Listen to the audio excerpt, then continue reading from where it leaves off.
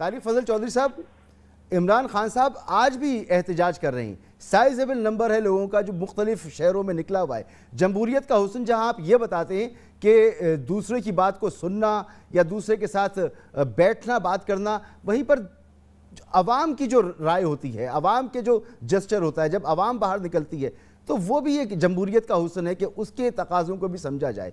तहरीक इंसाफ से आपको इख्तलाफ हो तो हो, लेकिन अवाम बाहर निकल रहे हैं, वो कह रहे हैं कि आप इलेक्शन की तरफ जाएं।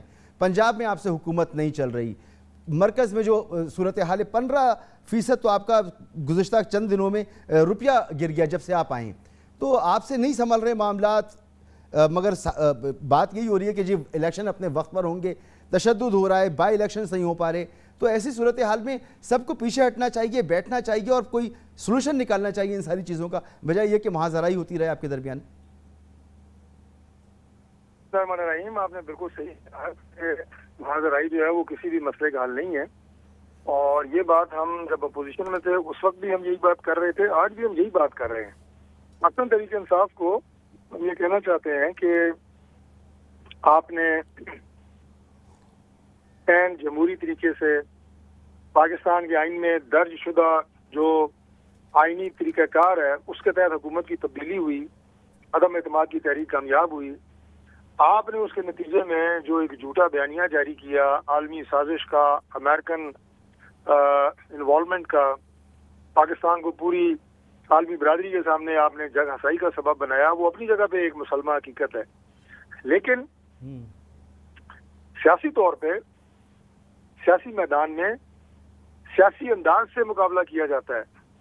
जब आप सियासी मैदान में सियासी अंदाज से मुकाबला नहीं कर पाते तो फिर आप दूसरी सियासी जमातों को, उनकी क़यादत को या तो गद्दार कहते हैं या आप उन्हें काफिर डिक्लेयर करते हैं। तो ये तरीकाकार पाकिस्तान तहरीक इंसाफ ने अपनाया जो कि इंतहाई अफसोसनाक है। एहतजाज बिल्कुल राइट है, मगर क्या तारिक फजल चौधरी साहब, माजरत आपकी बात में पता हो रही है, आपने जो गुफ्तगू की है इसके बाद ये पूछना चाहिए मुझे आपसे कि जब वो कह रहे हैं कि एक आज़ाद अदालती कमीशन बना दिया जाए, चीफ जस्टिस साहब उसकी सरबराही करें और ओपन हियरिंग हो, और तो अच्छी बात है, दूध का दूध पानी का पानी हो जाए, आप लोग इस पर तैयार क्यों नहीं है? वजीर आजम साहब ऑर्डर कर दें। बात यह है कि सिवाय इस मसले को मीडिया में जिंदा रखने के पाकिस्तान तहरीक इंसाफ का इस मुतालबे से और कोई लेना देना नहीं है। किस चीज का कमीशन?